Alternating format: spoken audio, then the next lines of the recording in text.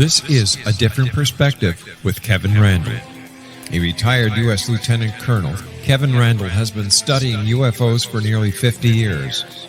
Kevin has investigated some of the most famous UFO cases in the world and has been consulted for dozens of documentaries about UFOs. Considered one of the leading experts into the Roswell UFO crash of 1947, Kevin has written more than 25 books about UFOs, including the recently published Roswell in the 21st Century. Now, here is the host of A Different Perspective, Kevin Randle.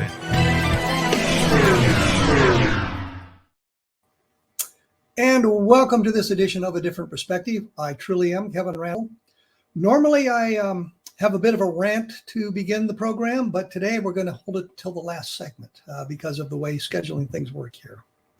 I'm going to be joined here by Michael Schratt, who is a private pilot, aviation historian who has been investigating UFO encounters for over 25 years. Between 2008 and 2009, Michael meticulously reviewed a minimum of 50,000 cases, which were preserved at the CUFOS Center in Chicago. I wanted you to note that I was able to pronounce meticulously. I think that's great. In an effort to maintain an important part of our national history, Michael has recreated dozens of highly credible UFO cases by the use of drawings, illustrations, and commissioned artwork. Many of these include USO, Unidentified Submerged Objects, actual extraterrestrial encounters, and prehistory of UFO cases which have never seen the light of day. Michael has appeared on multiple media platforms, including the following: Coast to Coast, AM. I get on there periodically myself. The History Channel, Paranormal Matrix, UFO Hunters, Fade to Black. In addition, Michael has been a guest speaker at multiple UFO conferences, including the following: Phoenix MUFON, Orange County MUFON, International UFO Congress, MUFON Symposium, and UFO Con. Welcome to A Different Perspective, Michael. Thank you, Kevin. Good to be with you. I don't think we've met before, have we? Technically, no, but we've spoken via email multiple times over the years. We have. You may not remember that, but it's true, yes. I don't remember much of anything at this stage of my life, I'm afraid. Okay. I have many, many Biden moments, it appears. So there you go. One of the things we wanted to talk about, or I wanted to talk about, you have published a book called Dark Files, A Pictorial History of Lost, Forgotten, and Obscure UFO Encounters. What possessed you to select that as a topic for your UFO book? Okay, that's a good question. Well, being close to CUFOS, I was good friends with Mark Rodiger over at the center there. And over a period of about 3 years, he gave me full access to the collection. And so I really did go through all 50,000 cases there minimum. Talking about boots on the ground research, as you know, this isn't an internet thing, right click, save as. This is actually going into the department, going through the file cabinets, pulling these cabinets out, looking through each and every manila folder, picking out the cases that had a detailed 3-page report, kind of a flight path, and then a drawing, sketch, or illustration to go with it. And from there, I kind of did a SolidWorks model AutoCAD drawing. And then if there were a lot of compound curves, I commissioned the artwork. And I really wanted to make these cases come alive and bring them up to today's standards. And that's what the book is all about. Did you were looking for cases with, I guess, a great deal of information in the files, but did you look to see if they had been studied since they were first reported and maybe found to be some kind of a mundane object or possibly a hoax? Did you do any kind of investigative work beyond what was in the files? What I found, Kevin, is I think a lot of these were filed away and they were just lost to history. You know, we can go over a couple of those, but I honestly feel like they just came in, they were documented, they were registered, and then they were filed away. Now, there could have been some additional research done, but on a lot of these cases, I just don't think they saw the light of day. Well, I noticed in the book you talked about the Cape Girardeau UFO crash from 1941, and I find that one a little bit sketchy. What was your opinion? I find it a little bit sketchy too, because that's really the $74 million question here. Where is the physical evidence for these crash retrievals? Now, Leonard Stringfield, as you know, had documented multiple reports from these firsthand military witnesses, but as you know, he would not release the names of the witnesses, so we don't have anything to go on. We don't have any physical evidence, and that's what I'm trying to dig down and get that evidence. Well, we had Charlotte Mann's name, and of course, for those who aren't familiar with it, she claimed that her father or her grandfather was involved in a retrieval operation in Cape Girardeau in 1941. He was out there and I guess gave last rites to the alien creatures that were killed in the crash and that sort of thing. My problem with the case is we don't have any firsthand witnesses. We have Charlotte Mann, and that's basically it. Well, she's a firsthand witness to holding the photograph, but she's certainly not a firsthand witness to the bodies. Well, the photograph no longer exists. The photograph no longer exists. That's correct. And see, that becomes very problematic for me. We've got a single witness who didn't see anything except a photograph, and she cannot produce the photograph. So I find that a little bit problematic. I covered it in my book, UFOs when UFOs crash when UFOs fall from the sky. I can't even remember the name of my own book. So there you go. But I was bothered by that. I know Len, when he was doing his work, would gather the information and maybe not investigate it fully, but publish it so that others might come along and do the investigations. I think he talked to Charlotte Mann, I know, and got her to produce a document that sort of gave a chronology of what she remembered. But that was one of the things that I always found kind of problematic, especially if the military had recovered something in 1941. It seems to me that the recovery operation in 1947 out of Roswell would have followed a different path. Mm-hmm. Quick question for you, Kevin. I recall about 18 years ago in our correspondence, is it true that there are 22 bank boxes of original correspondence letters within the Leonard Stringfield collection? Is that true? Well, there's quite a bit of material. I think there were like 73, 78 loose leaf notebooks full of material that went to CUFOS, but there was a great deal of information that didn't go to CUFOS. I'm not CUFOS, I mean MUFON. And there's a great deal of information that didn't go anywhere. And part of the problem was after Len had passed away, Stan Friedman called Len's wife and tried to get her to send everything to him. Okay. And I think he was less than candid or cordial about that. And so really? it kind of inhibited her providing the information to any researchers. Okay. So did you physically see the material, Kevin? Did you physically see the bank boxes? I was to his house a number of times. Okay. And Don Schmidt and I saw some of the material. Yes, we saw some of the material. Okay. And as I say, I think it's either 73 or 78 loose leaf notebooks were donated to MUFON and in the Len Stringfield collection. So you can see that material at the MUFON archives, wherever they are today. Correct. They move around a lot. But the original, not the secretarial dictation notes, which are the 78 3-ring binders, but the original first-hand letters from military brass, pilots, co-pilots, air traffic controllers, people who are on the retrieval teams. Where is that material, Kevin? That, as I understand it, is still held by Len Stringfield's wife and the family, and they're reluctant to let that go. That's my understanding. I have seen some of that material. When we visited Len, I know that he wanted to maintain his agreements with people not to release their names. Good. Okay. But I think what he did when Don and I were there, and we were talking specifically about the Roswell case, he would inadvertently reveal to us some of the material. And the one I remember specifically was the letter he got from Pappy Henderson's wife, Sappho Henderson. Yes. And he wouldn't tell us who it was, and he wouldn't give us the address, and yet I could read upside down the address and her name off the letter. Yes. And, well, we did a number of times. I had to keep going to the bathroom so I could write the stuff down. Oh, okay. And then when I finally wrote to Sappho Henderson, I transposed two of the numbers in the address, but the neighbors got the letter to her. Okay. And so she contacted us. But I think Len was trying to live up to his agreement. Yeah.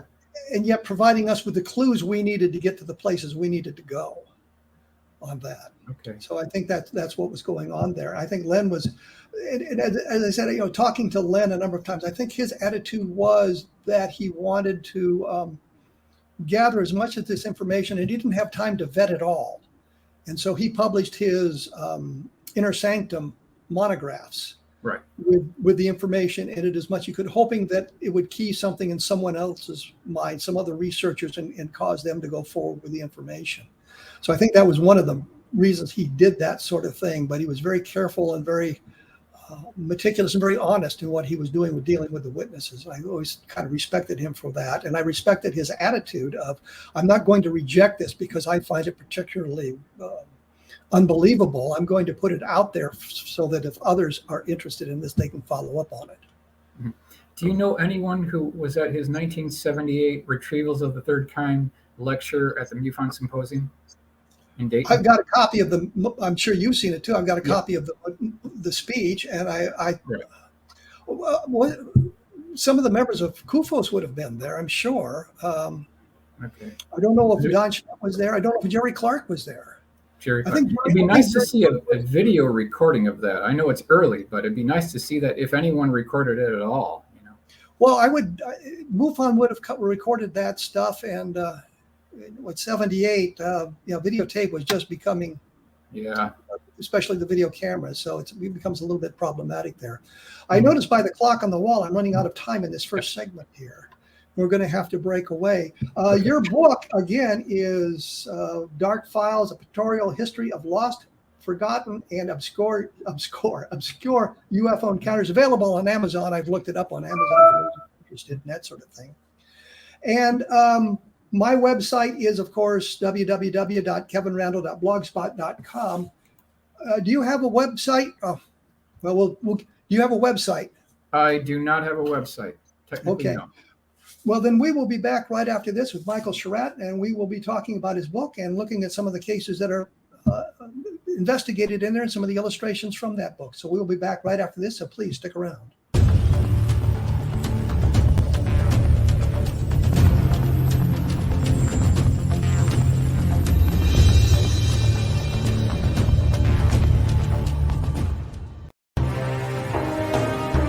To be accosted in her bed and abducted by aliens was the last thing Michelle expected.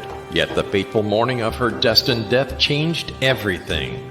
Lord Lan Ramos, Alpha King of Vidar, the monstrous befanged alien looming over her bed, was her destined mate come to save her from certain death. He is a telepathic mute shifter.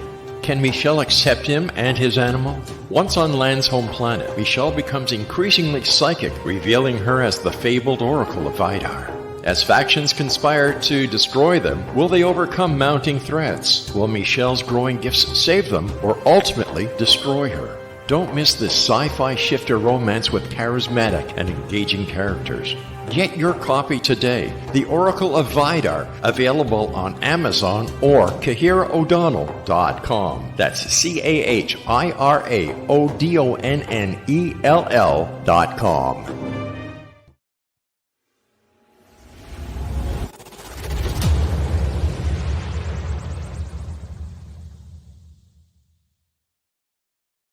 So I was watching the X Zone TV channel last night when I was abducted by aliens, and they kept repeating to me over and over again, simultv.com, simultv.com. What's simultv.com? That's what I asked them. They had it written on the side of their UFO. How do you spell that? UFO. No, I mean simultv.com. simultv.com. simultv.com. Right. simultv.com. Interesting that you were abducted by aliens in a simultv.com UFO last night. Oh, yeah? Yeah. Now that you mention it, I remember now last night I was awakened from a deep sleep. My great-grandmother was standing there. She said she'd come from the hereafter to tell me about simultv.com. She even spelled it out for me. simultv.com, sonny boy. simultv.com. simultv.com, sonny boy. Wow. Yeah. Guys, you'll never guess what my psychic guru just told me. simultv.com. Exactly. Are you guys psychic too? Of course. We all know about simultv.com. simultv.com.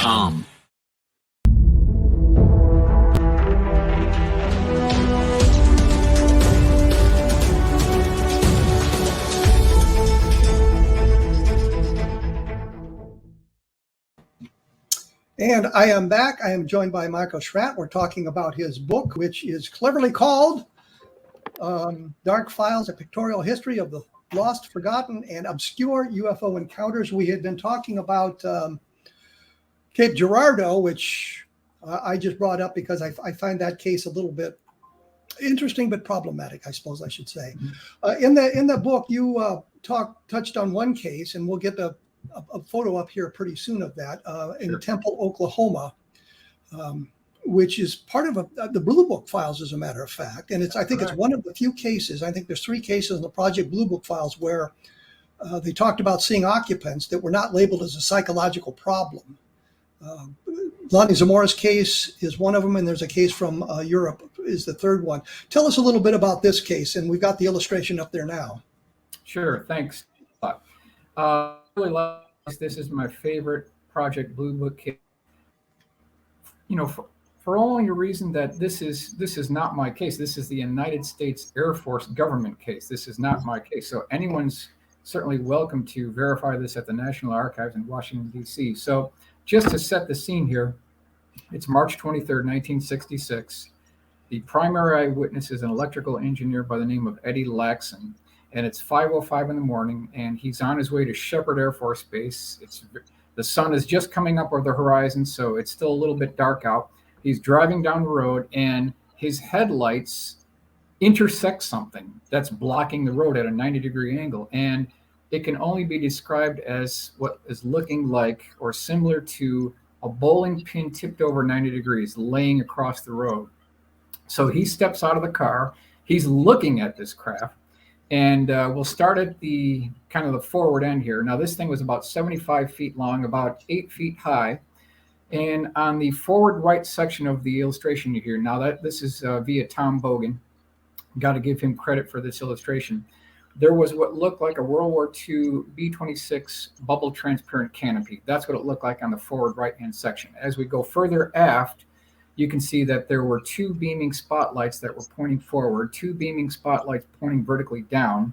This whole craft was propped up off the ground about 3 feet by what looked like pogo landing gear. Now, as we go further aft on the craft, on the upper spine, there's a spire and stinger that sweeps back that terminates in about a 10-inch diameter ball. Now, this particular feature is something that I've seen, and probably, Kevin, you've seen this as well. We keep seeing these prongs, protrusions, and things sticking out of these craft. It just keeps popping up again and again in different cases, different locations, different sighting reports. Now, on the right or starboard side of this craft, there was an air stair door, and there was a man about 5'10".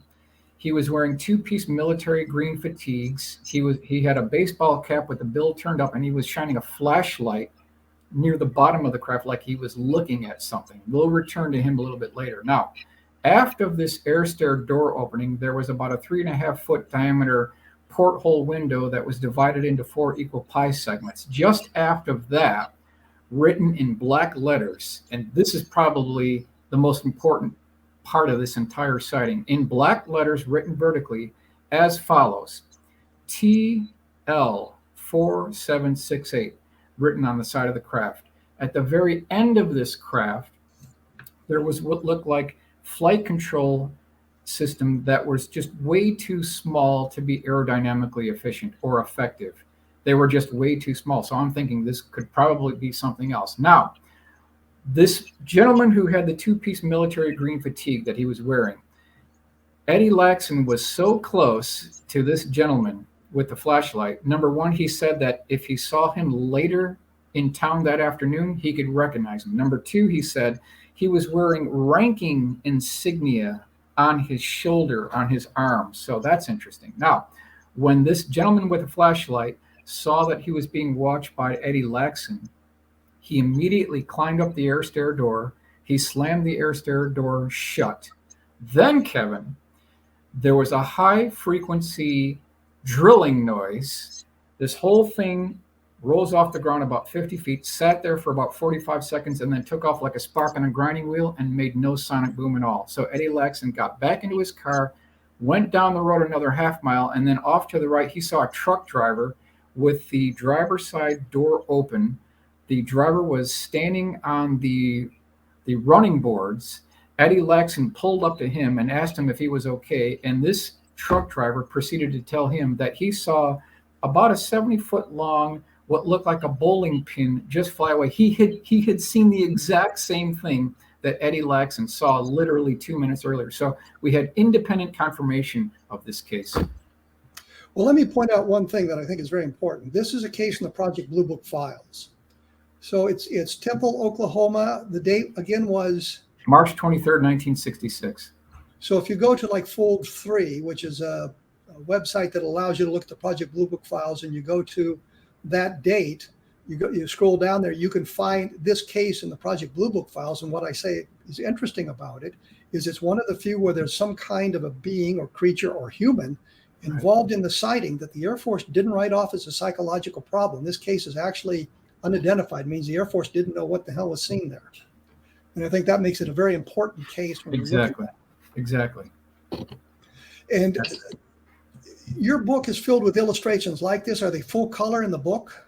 They're full color in the book. And one thing I want to highlight, Kevin, is I've got a copy of because I want to reference my sources so that people can verify this information on their own. I've got the newspaper clipping here. It might be a little bit hard to see, but this is Eddie Laxon. This is the gentleman in question here. And this is from the Daily Oklahoman, March 1st, 1977 here. And I'm just going to quote the top heading here. It says, "Object sighting now rude." And I'll just read just a couple of real quick sentences here. Now, this is Eddie Laxon speaking. Quote, "What I saw was definitely not from space. The man was wearing fatigues and had a cap with the bill broken up like Air Force mechanics wear," Laxon said. "It had common English letters on it." So here's a statement from an electrical engineer at Shepherd Air Force Base, and he said that what he saw was not from space. This is one of ours, according to him. But it begs the question, where's the technology today? That is the question. See that. That is the question. It suggests something very, very interesting. And had it been an Air Force case, something the Air Force was involved with, an experimental aircraft of some kind or spacecraft of some kind, surely that case would have been removed from the files because it would have been classified, and B, it certainly would be identified today after all these years. Well, my question is, if this statement is true, if this case is true, which I think it is, because why would this guy lie? And then again, the subject heading is "Object sighting now rude." He regretted ever even mentioning this. He got calls from overseas, different countries. He was woken up at 5 a.m. It was just a barrage of attention that he didn't want any part of. People were ridiculing him. He regretted even mentioning it. And what that does, it actually adds to the credibility. It does not detract from the credibility. My question is, if this is true and they already had the technology probably perfected long before 1966 to have this thing flying, why wasn't Neil Armstrong briefed on this technology? What was the Saturn V booster for? 7,700,000 pounds of static thrust. And why were the 7 astronauts, why did they have to die in the Challenger accident on January 28th, 1986? Was Krista McAuliffe briefed on this technology before she strapped in? That's my question. Yeah, there are a lot of questions. And you said, of course, there was some rank insignia on his shoulder. It means he was an NCO, because the officer ranks would have been on the collar. Okay. But I just don't understand this case at all, because it's fascinating. As I say, if you look at the illustration that is in the Air Force Project Blue Book files, it's not nearly as nice as this one that you show here, but we do get the cross-hatching window a little bit better. I've got this is his original drawing. I mean, it's extremely, extremely rough, but he's got everything represented here. You've got the TL4768. So it really boils down to, Kevin, do we really trust the credibility of our fellow eyewitnesses? This guy didn't seem to have any reason to lie. He's a reputable gentleman at Shepherd Air Force Base, electrical engineer. Seems to be like a credible witness. Yeah, I have to agree. I don't know why he would lie about that. And I can imagine you mentioned the problems that arose from him just talking about this a little bit. And that's kind of something we see throughout the entire UFO field, that if you see a UFO, suddenly you are subjected to all kinds of ridicule. Because I don't know why people feel they have to do that. In today's environment, it'd be even worse with social media, having access to all of that kind of information. Anyhow, I find this a fascinating case, and I want to stress once again, it is unidentified. It is reported in the Project Blue Book files. You held up the illustration from the Project Blue Book files, Right. and I've of course got a copy of it as well. So that's a much better looking illustration than what we had before. I thought we can go on to the next case, which comes from Canada, Falcon Lake, Canada. Sure. And I just have a couple of minutes here before I have to break away. Okay. Very quickly, give me a little bit about this, and I'll interrupt you, and we'll come back to it. Sure. Okay, so the date on this is May 19th, 1967. Primary eyewitness, as most of you know, is a man named Stephen Mekulik. Now, he was a rock hound. He was looking for minerals. He really liked to go outside. He was a kind of an outdoorsman. Just to set the scene now, he was wearing heavy leather gloves. He was wearing a plaid kind of shirt. He had jeans on. He had kind of work boots on. And he had a welder's goggle on so that he wouldn't wreck his eyes when he was chipping away at rocks. Now, let me interrupt here. Go ahead. We're very good because we've seen the illustration. We know who the guy is. We've got the date. It is Falcon Lake, Canada. It is a Canadian sighting. Falcon Lake, Canada. Yes. Overseas. We'll come back to that when we get back here. We'll chat with that. Once again, the book is Dark Files: A Pictorial History of Lost, Forgotten, and Obscure UFO Encounters. My latest book, cleverly, is called Understanding Roswell. It is now available at Amazon for those of you who like to take a look at it. I think it's a more of a sober look at the Roswell case and where the information is today. And I think that we should keep in mind that not everything that's been talked about in Roswell is true, and we try to break some of that down. I will be back right after this with Michael Schratt. We'll be talking about UFOs still, so please stick around.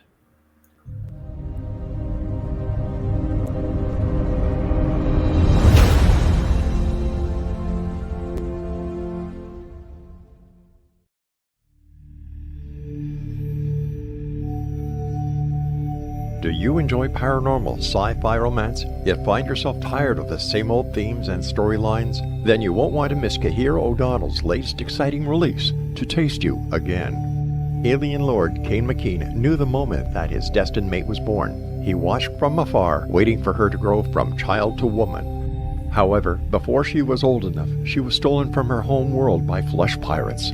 Kane searched 10 long years to find her held in a suspension chamber, a 10-year-old girl in a woman's body. He rescued her and swore to give her time to grow up, but with his very life depending upon winning her as a mate, has he waited too long? Get your copy today.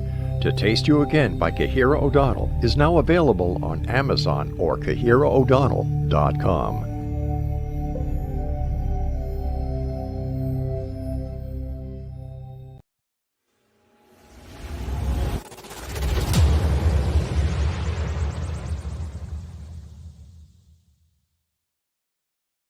So I was watching the X Zone TV channel last night when I was abducted by aliens, and they kept repeating to me over and over again, simultv.com, simultv.com. What's simultv.com? That's what I asked them. They had it written on the side of their UFO. How do you spell that? UFO. No, I mean simultv.com. simultv.com. simultv.com. Right. simultv.com. Interesting that you were abducted by aliens in a simultv.com UFO last night. Oh, yeah? Yeah. Now that you mention it, I remember now last night I was awakened from a deep sleep. My great-grandmother was standing there. She said she'd come from the hereafter to tell me about simultv.com. She even spelled it out for me. simultv.com, sonny boy. simultv.com. simultv.com, sonny boy. Wow. Yeah. Guys, you'll never guess what my psychic guru just told me. simultv.com. Exactly. Are you guys psychic too? Of course. We all know about simultv.com. simultv.com.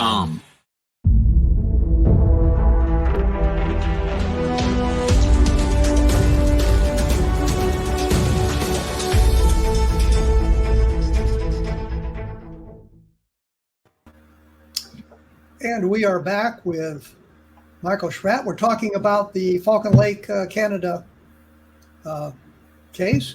And I interrupted you after you described his, his eyewear. That's fine.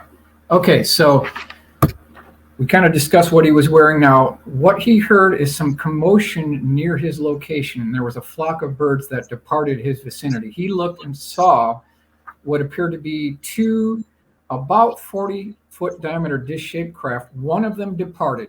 It left the scene completely. The other one landed in his location, and it stood there, just parked there for 30 minutes before he did anything at all. So he got a real good look at this thing before he even approached it whatsoever. Now, as he got closer, he noticed two interesting things. There was kind of a very interesting porthole section that was about, you could say, 3 feet long, maybe 2 feet wide, which was an entry hatch. And then radial oriented about the vertical axis was a smaller hatch that had these very perfectly even spaced 1/16 diameter pinholes embedded within it. Now, this hatch or exhaust port was much smaller than the entryway hatch. So he walked up to this hatch that was open, and he could hear laughter. He could hear a language that he couldn't determine what it was. And so he responded in English, in French, in Spanish, in German. He got no response that he could hear. At this point, this entry hatchway slams shut. The craft kind of lifts off the ground at about 11 inches, 10 inches, starts rotating, and this exhaust port hatch lines up perfectly with his chest, and something happened, Kevin. He was burned. And what's interesting is the pinprick hole pitch pattern, location of these holes on this exhaust port lined up perfectly with the burn marks on his chest that continually reappeared throughout his entire life. This is really a CE2 case because it's basically a visual sighting and it has physical effects. He died only a few years ago, and we've got multiple newspaper clippings where he talks about the smell of this craft consisted and stayed on his clothes. He became sick, so there was physiological effects, and this is one of these cases that are certainly top 10 within ufology. Well, we should also point out that the burn marks, there are photographs of the burn marks on his body. Correct. So it's not like he said, well, I was burned and nobody saw it. We've actually got photographs of that. Who all investigated this? Was this officially investigated? Well, interesting you mentioned that. I got a copy from one of my good friends, Antonio Huneas, who was able to secure, this is from the Royal Canadian Mounted Police. They're the ones who took the photograph. He actually gave me a JPEG of the photograph of the landing site, and you can definitely see this demarcation of the radius of where this craft came down, comparing that to the soil on the outside of the circle. There's definitely a difference there. So it did leave, physical effects, physical evidence.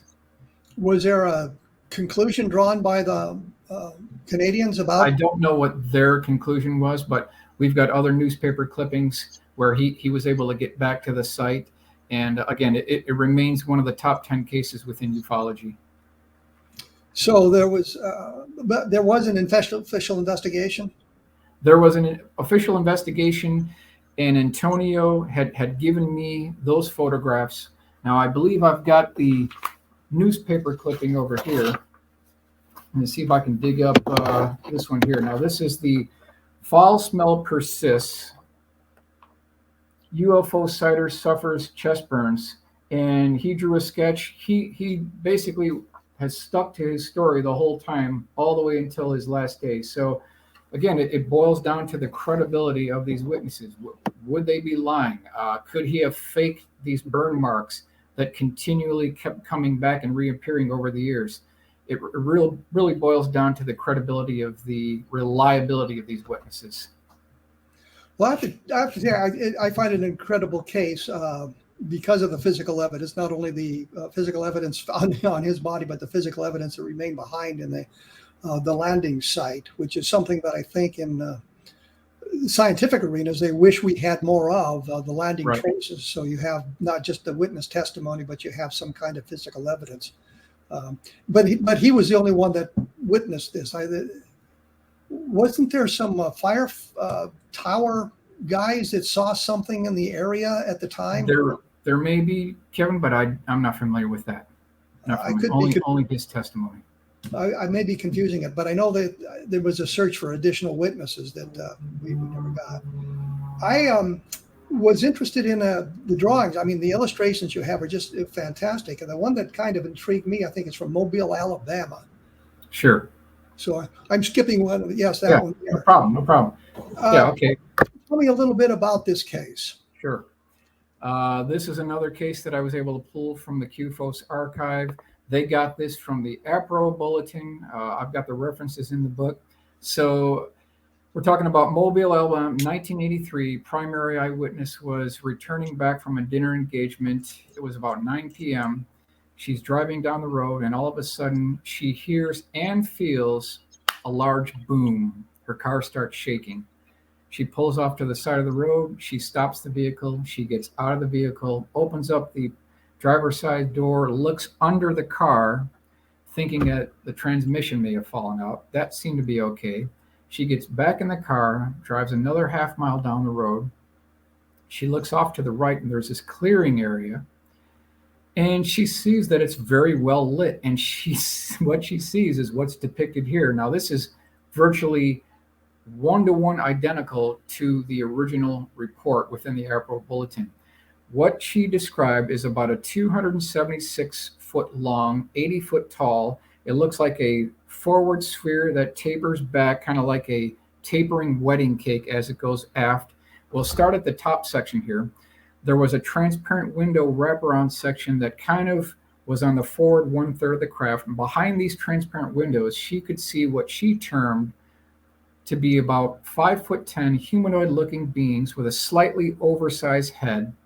They were wearing a one-piece tight-fitting white flight suit. They seemed to be moving around in an antiseptically sterile environment. Now, below that, there was another transparent window section that wrapped around kind of the one-third forward section of the craft. Below that, there were multiple circular porthole windows, and she mentioned that these windows were throughout the entire craft, and she was in a position to look through one of these windows all the way through the entire craft, through the other side, through the other windows on the other side. And when she did that, what she mentioned is on the interior of the craft, it reminded her of a, quote, cross beam and girder construction like a truss bridge, or something you would see on an East Coast battleship dry dock when they're starting to build a warship. You have these bulkheads, you've got these stringers. That's what it looked like on the interior of this craft. Now, below these porthole windows, she said she could see what looked like 6-foot diameter cylinders that were protruding from the craft. So here again, Kevin, we've got evidence of protrusions from these craft. Are these spark gap mechanisms? That's my question. Now, below these protrusions, she could see what looked like a door that was closing from right to left, and on the forward left-hand wall, she could see what was termed tubes, pipes, and cylinders. Now, this is another pattern recognition that I've got 15 other cases for. These same tubes, pipes, and cylinders show up on the Belgium Triangle, 1989-1990. They also show up on the Southern Illinois Triangle, January 5th, 2000. So it's a pattern recognition that we're seeing in different locations, different times, different sighting reports. Now, I should mention this entire craft, according to the primary eyewitness, was held together with what looked like Golden Gate Bridge rivets. It's the best way to describe it. This thing was held together by rivets. Now, on the very bottom of this craft, there were 2 gondolas that had a transparent section with the same 5'10" humanoid-looking beings. They were wearing white one-piece tight-fitting flight suits. And on the upper section of these gondolas were literally hundreds of 24-inch by 24-inch highly polished mirror reflective devices that were in the form of a cross. She also mentioned that there was a, quote, whipping of the wind as this craft got near her vicinity. And in a nutshell, that is the breakdown on this particular case. Well, this was a huge craft. Were there other witnesses to it? Only her, according to the APRO bulletin. And this was in the APRO bulletin. What? Yeah, I've got that here. Let me see if I can pull that up for you here. Well, she's driving down a highway. There were not. She's driving down the road. Yes, it's kind of a later road. This is the APRO bulletin. Here's the actual bulletin, and I've got the date for you here. This is volume 32, number 2, 1984, for anyone who wants to verify that. But it's, again, single witness. There's no physical Single evidence. It seems like, I would say there should have been other people to see, but I can also see that other people who may have seen this thing would be reluctant to tell anybody about it. Given that could be. But what's interesting about this case, though, is that there's two pieces of data in this case that, well, actually, there's actually three pieces of data in this case that are also mirrored on other cases. Number one, the tubes, pipes, and the cylinders. That keeps on popping up. That can't be an accident. Number two, the rivets. I've got other cases of rivets holding these things together. Number three, these protrusions sticking out of these craft. If this is an alien or extraterrestrial spacecraft, and they're 100 million light years away from us, and they're thousands of years ahead of us, why do they need this? Why do they need these pipes and cylinders? Why do they need rivets holding their craft together? This seems to me, Kevin, a much more terrestrial-based technology. Well, I have to say, this is fascinating, and I love the illustrations. I wanted to actually get more of them up, and didn't have the opportunity. We don't have the opportunity to do it. I know you have to take off here. Sure. So, once again, the book is Dark Files, a personal history. Try it again. Dark Files, a pictorial history of the lost, forgotten, and obscure UFO encounters. Try next time to get a title that's easier to say. Sure. But it's filled with those sorts of illustrations. I think it's worth the price just to see the illustrations, let alone the data that's included in that.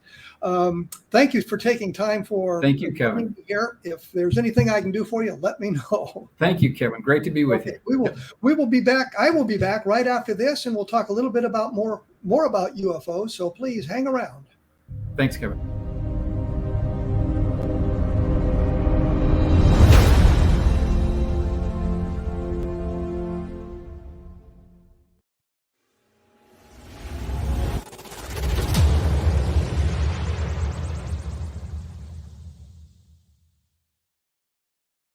So I was watching the X Zone TV channel last night when I was abducted by aliens, and they kept repeating to me over and over again, simultv.com, simultv.com. What's simultv.com? That's what I asked them. They had it written on the side of their UFO. How do you spell that? UFO. No, I mean simultv.com. simultv.com. simultv.com. Right. simultv.com. Interesting that you were abducted by aliens in a simultv.com UFO last night. Oh, yeah? Yeah. Now that you mention it, I remember now last night I was awakened from a deep sleep. My great-grandmother was standing there. She said she'd come from the hereafter to tell me about simultv.com. She even spelled it out for me. simultv.com, sonny boy. simultv.com. simultv.com, sonny boy. Wow. Yeah. Guys, you'll never guess what my psychic guru just told me. simultv.com. Exactly. Are you guys psychic too? Of course. We all know about simultv.com. simultv.com.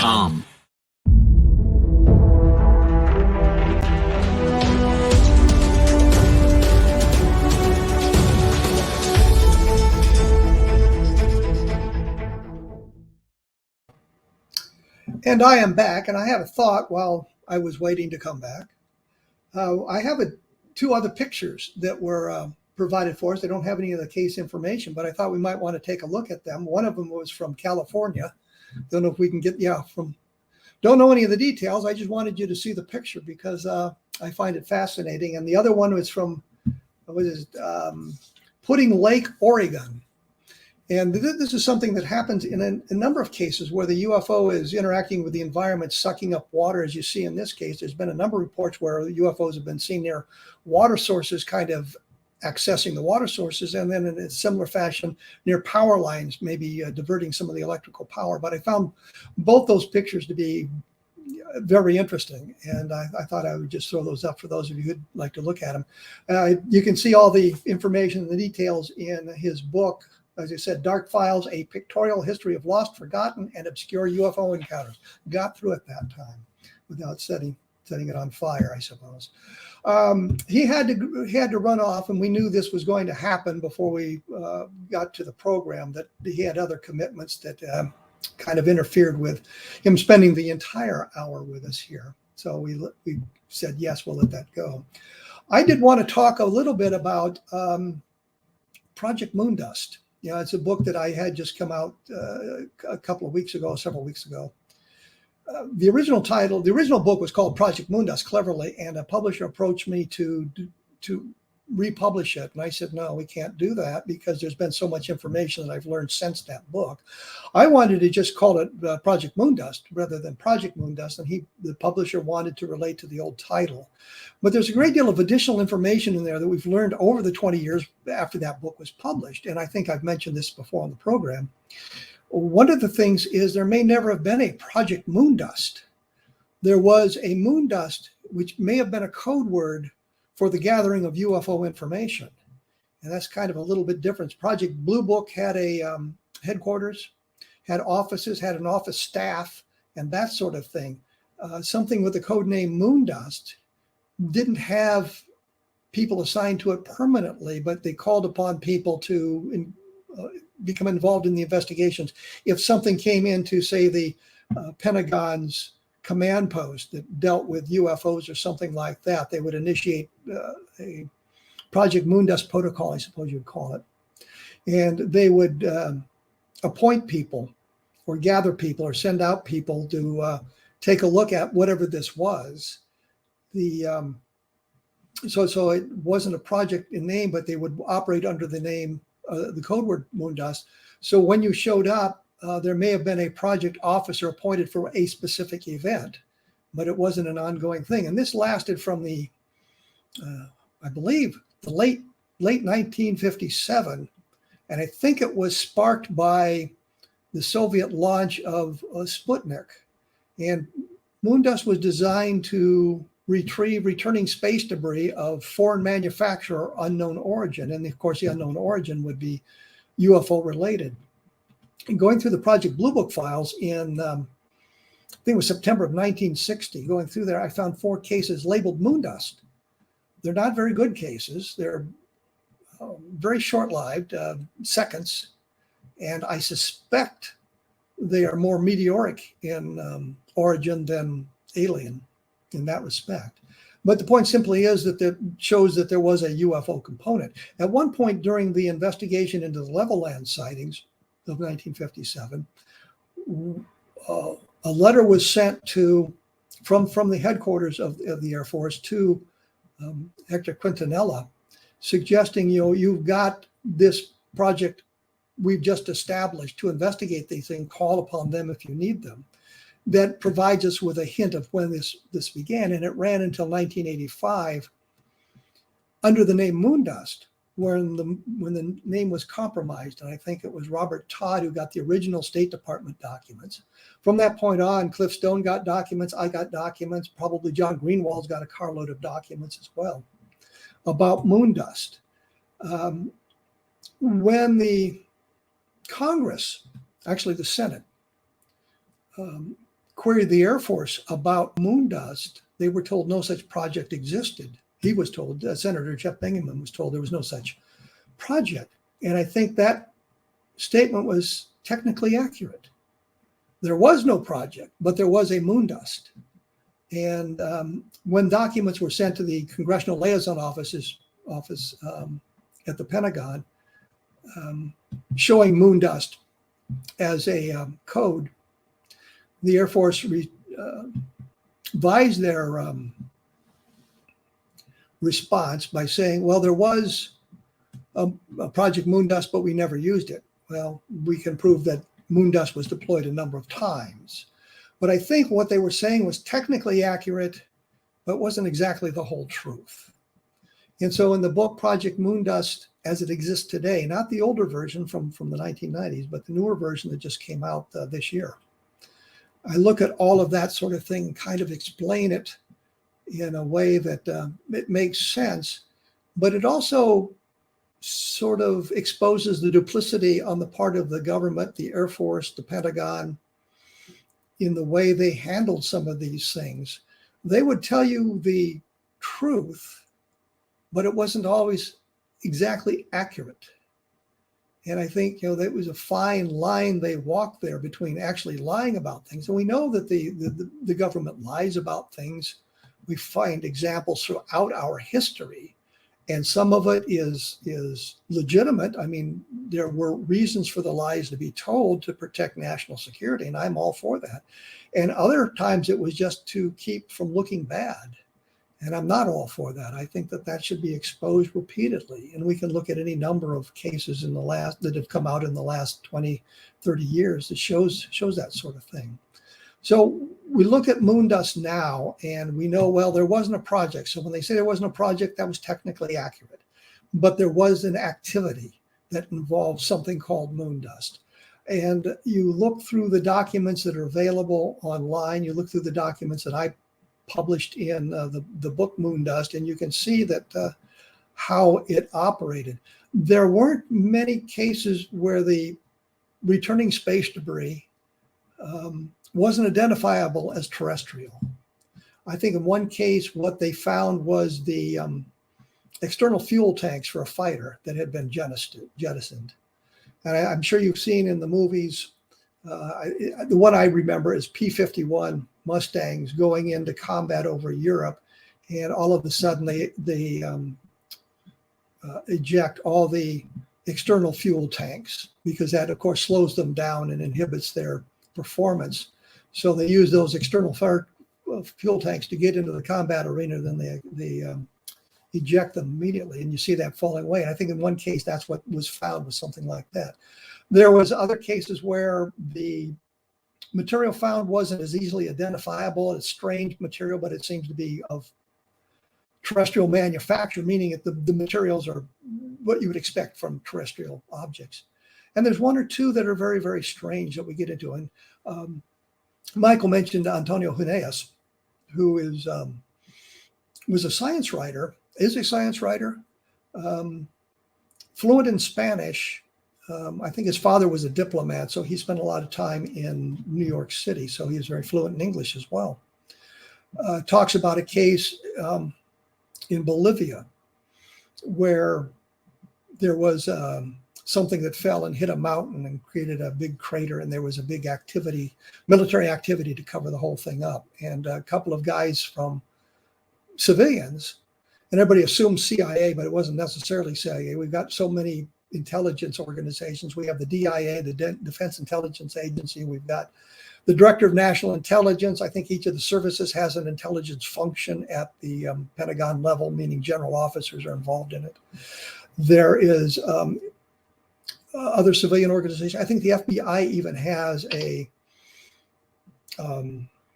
spying operation. I know during World War II, Wild Bill, I want to say Hickok, but Wild Bill Donovan, who was the head of the OSS, later became the CIA, and J. Edgar Hoover fought over the areas of influence for their various organizations, empire building by both of them. But the point is the FBI also has an intelligence function, I think still has an intelligence function for around the world, are involved in gathering this information, and some of it under the auspices of moon dust, or whatever the new name is. What we learned eventually, Robert Todd FOIA'd them asking for the new name, and he was told that it was properly classified. The code word was classified. So moon dust was out. There's a new, in 1986, there was a new code word assigned to it. And we have not penetrated that at this point.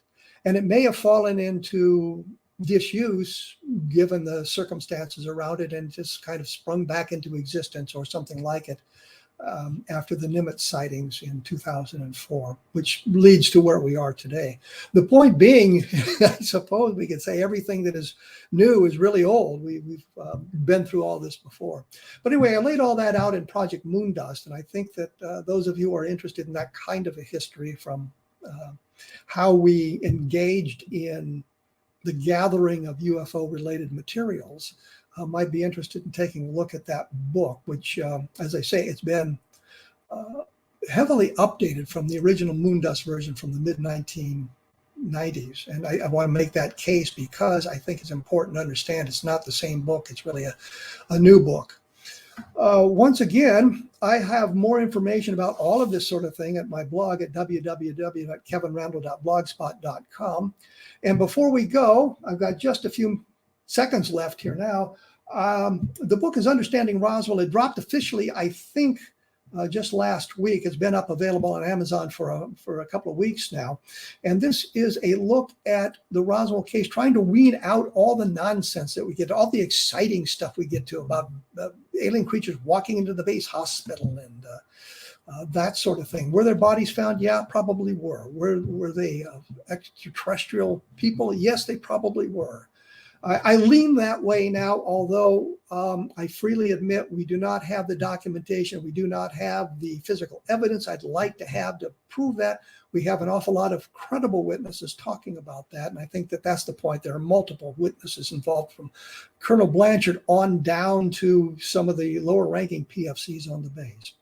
That's pretty much it for this week. Next week, we're going to be talking about the Allende letters. I got a guy who actually got a copy of the Varro manufactured version of the case for the UFO, which kind of began the Allende letters. We'll be chatting with him and my experiences in getting a copy of the book as well. So we'll be doing that. So I say I'll be back in about 167 hours, and thank you for tuning in.